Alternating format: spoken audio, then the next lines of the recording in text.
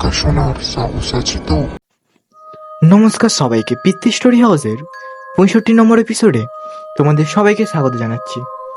আজকের যে গল্পটা তোমার সাথে শেয়ার করব সেটা হচ্ছে ভয়ঙ্কর রাত। এই গল্পটা আশা করি তোমাদের সবার খুব ভালো লাগবে। তো এই গল্পটার পর্ব থাকবে, তো এটা ফার্স্ট পর্ব। তো যারা যারা সেকেন্ড পর্ব শুনতে চাও তো তোমরা নিশ্চয়ই কমেন্ট করে জানাবে, তো আমি তারপরে সেকেন্ড পর্ব নিয়ে আসবো। তো যারা যারা চ্যানেল নতুন আছো প্লিজ চ্যানেলটাকে সাবস্ক্রাইব করে নাও আর বেল আইকনটা অলে সিলেক্ট করে নাও, কারণ এইরকম ভৌতিক গল্পের নোটিফিকেশান সবার আগে তোমাদের ফোনে পৌঁছে যাবে। তো চলো বন্ধুরা, গল্পের দিকে এগোনো যাক। সাল 2012। প্রত্যন্ত এক গ্রামে বেড়ে ওঠা ছেলে সোহাগ। ছোট থেকে অভাবের সংসার তার। ছোটবেলায় শখ করে মাছ ধরার সেই মেজাজটা আজ তার পেশা হিসেবে বেছে নিয়েছে। তার বাড়ির পাশেই নদীর একটি শাখা। সে সময় নদীতে মাছ পাওয়া যেত। তার দিন বেশ ভালোই চলে যাচ্ছে। প্রতিদিন মাঝরাতে নৌকা নিয়ে বেরিয়ে পড়তো মাছ ধরতে, আর ভোরের আজানের সাথে সাথেই সে ফিরে আসতো গ্রামের হাটে, আর তারপর সেই মাছ সে বিক্রি করত। প্রতিদিন তার একই কাজ। সেই সময় তার গ্রাম থেকে খানিকটা দূরে নদীর বাঁকে একটা শ্মশান ছিল। শ্মশানের এক কোণে একটা ছোট মন্দির মতো ঘর, তার পাশে একটা মাঠ, আর এক কোণে কিছু গাছ। আশেপাশে আর কোনো জনবসতি নেই, শুধু ফসলের মাঠ আর মাঠ, প্রায় 2 কিলোমিটারের মতো। দিনের বেলায় ফসলের জমিতে কিছু মানুষকে কাজ করতে দেখা গেলেও রাতের বেলায় কাউকেই দেখা যায় না। এমন কিছু মাছ ধরতেও কেউ আসে না। শীতের শুরু, এ সময় নদীর পানি অনেক কমে যায়, ফলে মাছও কমে আসে পানির সাথে পাল্লা দিয়ে। এই সময়টাই সোহাগের এই পেশা নিয়ে অনেক ঝামেলা পোহাতে হয়। নদীতে মাছ নেই, তার উপরে আবার অভাবের সংসার, দুবেলা খাবার জোটানোর কঠিন হয়ে পড়ে। শ্মশানের ওই দিকটায় নদীর গভীরতা অনেক। সাধারণত ওখানকার পানি ঘোলাটে বলেই চলে, তাই ওখানকার পানি একদমই শুকোয় না বললেই চলে। তাই নদীর মাছগুলো সেই খাড়ার মতো জায়গায় নেমে যায় বেশি পানিতে।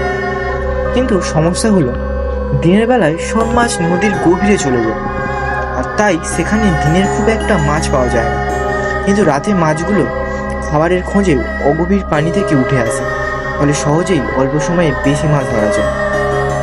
কিছুদিন ধরে খুব একটা মাছ পাচ্ছিল না সোহাগ, তাই সে চিন্তা করল অনেক হয়েছে, এবার রাতে শ্মশানের পাশে খানিকটা মাছ ধরতে যাবে। আর সে তার আশেপাশে কয়েকজনকে জানালো মাছ ধরতে যাওয়ার কথা, কিন্তু সবাই শোনার সাথে সাথেই এক বাক্যে না করে দিল, এবং সোহাগকে নিষেধ করে দিল রাতে যেন ওই দিকটা মাছ ধরতে না যায়। কিন্তু তার আর্থিক অবস্থা আরো শোচনীয় হওয়ায় সে সিদ্ধান্ত নেয়, যা হোক আমি যাব। সে রাতে ওই দিকটায় মাছ ধরতে যাবে। তার গ্রাম থেকে অনেকটা দূর হওয়ায় বেশ আগেই নৌকা নিয়ে বের হতে হবে, আর প্রায় 2 কিলোমিটারের নৌকা চালিয়ে যেতে হয় ওখানে। তাই বিকেলে থেকেই সকল সরঞ্জাম ঠিক করে প্রস্তুতি নিয়ে নেয় সে। নৌকার মাঝে একটা লাঠি বেঁধে তাতে একটা হারিকেন ঝুলিয়ে দিল সে। 2টা মশাল বানিয়ে নিল নৌকায়, আর পরের মাছ ধরার জন্য মুঠো জাল আর অনেক ফলা কিছু যুক্ত ধারালো অস্ত্র নিল সে। রাতের খাবার শেষ করে আনুমানিক রাত 10টার দিকে বের হলো সে। গ্রামের সীমানা থেকে বের হতেই ঠান্ডা যেন আরো বেড়ে গেল। নদীর 2 পাশে ছোট বড় গাছের সারি, তারপরেই ফসলের মাঠ।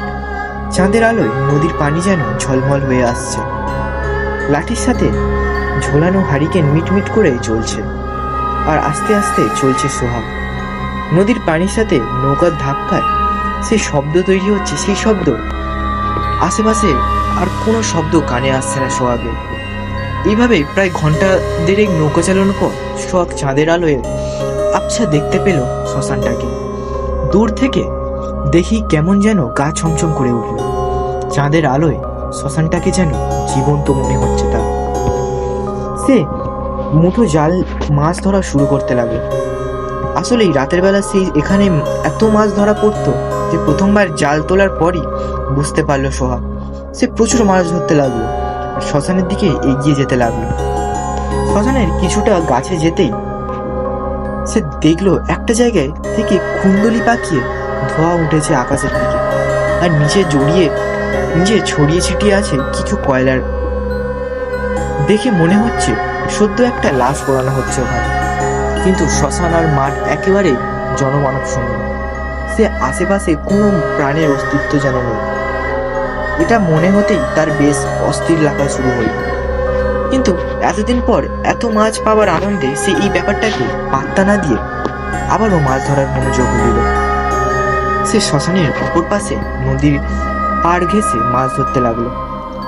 নদীর এপাশটা বিশাল বড় ভুট্টা খেত, আর মাছগুলোতে বেশ ভুট্টা মোচায় এসেছে। দেখি অনেক লোভ এসে গেল সোহাগে। সে ভাবলো এই রাতে কেউ তো নেই, যাই কিছু ভুট্টার মোচা তুলে নৌকায় নিয়ে আসে। সে বাড়ি থেকে আনা মশাল দুইটা একটাই আগুন জ্বালিয়ে নিল। নৌকার পাড়ে একটা ছোট গাছের সাথে বেঁধে রাখলো। ভুট্টা ক্ষেতের ভেতর দিকে গাছগুলোতে অনেক বড় বড় মোচা ছিল। তাই সে মশাল হাতে একটা জমি আল ধরে একটু ভেতরে চলে গেল। একটু ভেতরে যেতেই বুড়ো বড় দেখে সে একটা ভুট্টা ছিঁড়ল আর ভেতরের দিকে যেতে লাগলো। আকাশে চাঁদ তখন হেরে পড়েছে অনেকটাই। বাতাসে ভুট্টার গাছ দুলে চলেছে। সেই বাতাসে ভুট্টার গাছের পাতা একটার সাথে আরেকটা বাড়ি খেয়ে শনশন শব্দ তৈরি করছে। এই শব্দের কোনো পরিবর্তন নেই, একটানা চলেছে। এরই মাঝে তার কানে একটা আলাদা শব্দ ভেসে আসলো। খুব মনোযোগ দিয়ে চেষ্টা করেও শব্দটা ঠিক বোঝা যাচ্ছে না, কিন্তু এই পাতার শব্দ থেকে যে আলাদা যে বেশ ভালোভাবেই বোঝা যাচ্ছে। হঠাৎ তার কানে সেই শব্দটা একটু জোরালোভাবে তার কানের কয়েক মুহূর্তের জন্য ভেসে আসলো। সে স্পষ্ট শুনতে পেল একটা ছোট বাচ্চার কান্নার আওয়াজ। এক মুহূর্তের জন্য থমকে গেল সে। এত রাতে এই ভুট্টার ক্ষেতের মাঝে এই ছোট বাচ্চার কান্নার শব্দ কিসে? প্রশ্নটা তার মাথায় ঘুরতে লাগলো চারদিকে। আর এরই মাঝে কান্নাটা আরো একবার শুনতে পেল সে। মনে হচ্ছে শব্দের উৎসটা তার কাছেই। কৌতূহল এসে শব্দের উৎস খুঁজতে লাগলো। হাতের মশলাটা আলো প্রায় নিভু। আর ওইদিকে একটানা কেঁদে চলেছে শিশুটি। এই কান্নার শব্দে যেন ভারী হয়ে উঠছে চারপাশ। সেই কান্নার শব্দে মহায় পড়ে সে সোহাগের তখন মাতাল অবস্থা। নিজের উপর আর তার কোনো নিয়ন্ত্রণ নেই। সে কি করছে, কোথায় যাচ্ছে, সব যেন তার বোঝার বাইরে। তার মনে হতে লাগলো সে কি কান্নার আওয়াজ জড়িয়ে যাচ্ছে। তার একটারই তখন উদ্দেশ্য বাচ্চাটাকে কে খুঁজে বের করতে হবে। হাঁটতে হাঁটতে সে ভুট্টার ক্ষেতের মাঝে একটা ফাঁকা জায়গায় এসে পৌঁছলো। মশালের হালকা আলোয় সে দেখতে পেল সেই ফাঁকা জায়গায় একটা ফুটফুটে ছোট শিশু একভাবে কেঁদেই চলেছে। ঠিক সেই এক পলক দেখার পরেই মশাল আর বাতাসের বেগের সাথে পাল্লা দিয়ে পারল না। ধপ করে নিভে গেল সকল উজ্জ্বলতা নিয়ে। কিছুক্ষণ এইভাবে দাঁড়িয়ে রইল সোহাগ। চাঁদের আলোয় তার চোখ সয়ে আসতে লাগলো। 7 থেকে 10 মাস বয়সে একটা বাচ্চা ছোট একটা সাদা কাপড়ের মোড়ানো অবস্থায় পড়ে আছে জমিতে। বাচ্চাটা পা দুটো বের করা আর মুখ বের করা। সেই ফুটফুটে বাচ্চাটা তখনও কেঁদে চলছে। সোহাগ দৌড়ে গেল বাচ্চাটার দিকে। কি যেন এক কথায় পড়ে গেল সে। বাচ্চাটাকে হাত বাড়িয়ে কোলে তুলে নিল সে। কোলে নেওয়ার সাথে সাথেই সেই বাচ্চাটার কান্না থেমে গেল, আর একটা হাসি মুখ নিয়ে তাকিয়ে রইল সোহাগের দিকে। সোহাগের মায়ের সাথে রাগও হতে লাগলো। এই শীতের রাতে কে এত সুন্দর বাচ্চাটাকে এখানে রেখে গেছে? এই কথা ভাবতে ভাবতে সে বাচ্চাটাকে নিয়ে নৌকার দিকে হাঁটতে লাগলো। তার বাচ্চাই হোক, সে বাড়ি নিয়ে যাবে আর সকাল খোঁজ করে বাচ্চার বাবা মার কাছে পৌঁছে দেবে। কিন্তু সে যতই নৌকার দিকে হাঁটতে লাগলো ততই বাচ্চাটার মুখে হাসি উজ্জ্বল হয়ে উঠছে। আর সে একটা অদ্ভুত জিনিস খেয়াল করলো, সে বাচ্চাটাকে নিয়ে যতই নৌকার দিকে যাচ্ছে বাচ্চার পা যেন ততই লম্বা হতে থাকে। সে প্রথমে এটাকে মনের ভুল মনে করল, কিন্তু আরো কিছুটা এগোনোর পর সে লক্ষ্য করলো পা দুটো যেন তার কোল থেকে ঝুলে পড়েছে অনেকটা। আর অবাক ব্যাপার হচ্ছে বাচ্চার পা দুটো যেন বড় হয়ে যাচ্ছে, কিন্তু শরীরটা বাকি অংশগুলো যেন স্বাভাবিক।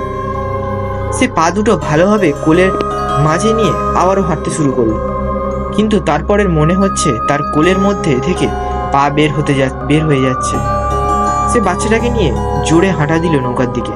চাঁদের আলোতে নৌকাটাকে আচ্ছা দেখা যাচ্ছে ভুট্টা গাছের ফাঁক দিয়ে। সোহাগ নৌকার কাছাকাছি আসার পর তার বাচ্চাটাকে কোলে নিয়ে হাঁটতে পড়ছিল না। মনে হচ্ছে পেছন থেকে কেউ যেন তাকে অদৃশ্য কোনো কিছু দিয়ে আটকে ধরে রেখেছে। সে পেছনে তাকাতেই যা দেখলো, তারপর আর তার কোনো কিছুই ভাবার চিন্তা করার মতো সাধ্য ছিল না। সে দেখলো। তো বন্ধুরা, আজকের গল্পটা এই অবধি। তো এর নেক্সট পার্টটা যদি তোমাদের চাই তো কমেন্টে অবশ্যই বলবে, আর চ্যানেলটাকে সাবস্ক্রাইব করে নেবে যাতে এর পরবর্তী পার্টটা তোমাদের ফোনে সবার আগে পৌঁছে যায়। তো তোমরা কমেন্টে নিশ্চয়ই জানাবে এর পরবর্তী পার্টটা তোমাদের লাগবে কিনা। তো যদি গল্পটা ভালো লেগে থাকে তো একটা সুন্দর কমেন্ট করে চ্যানেলটা সাবস্ক্রাইব করে নাও, আর তোমাদের বন্ধুদের কাছে শেয়ার করতে পারো। তো চলো বন্ধুরা, আবারও ফিরে আসবো নতুন কোনো ভৌতিক গল্প নিয়ে।